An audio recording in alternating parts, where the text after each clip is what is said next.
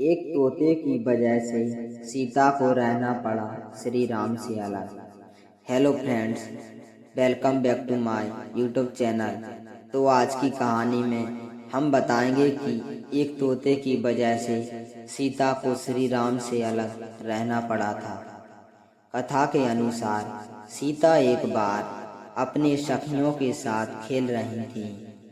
तभी उन्होंने एक तोते और तोते की पत्नी को बातें करते हुए सुना।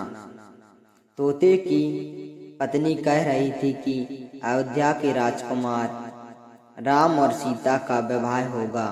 सीता को यह सुनकर बहुत आश्चर्य हुआ। उन्होंने तोते से पूछा कि वह भविष्य के बारे में कैसे जानता है।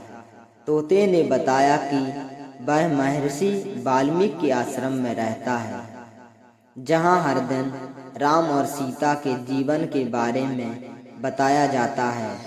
रामायण में श्री राम और सीता के वियोग की कहानी सभी जानते होंगे। वनवास से लौटने के बाद एक धोबी के कहने पर सीता को राम से अलग रहना पड़ा था। क्या आपको पता है कि ये सब एक तोते की वजह से हुआ था, जिसने सीता को अपने पति का वियोग झेलने का श्राप दिया था।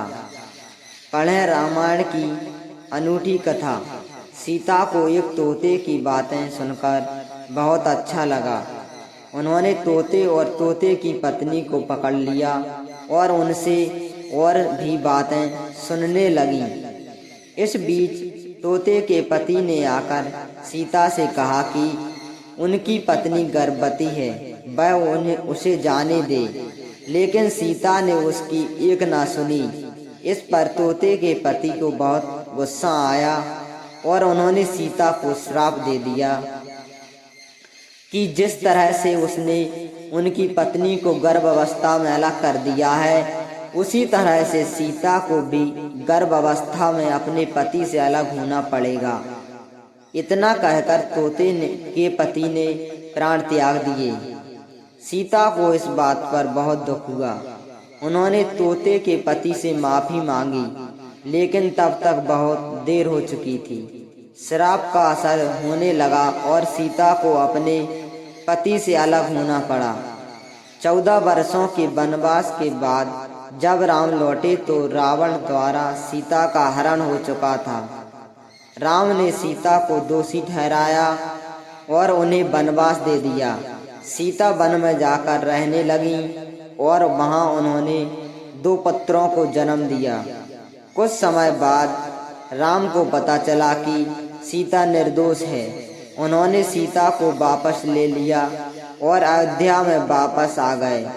लेकिन सीता को अपने पति के साथ रहने में अब कोई खुशी नहीं थी। उन्होंने राम से कहा कि वह वन में ही रहना चाहती है। राम ने सीता की इच्छा का सम्मान किया और उन्हें वन में छोड़ दिया।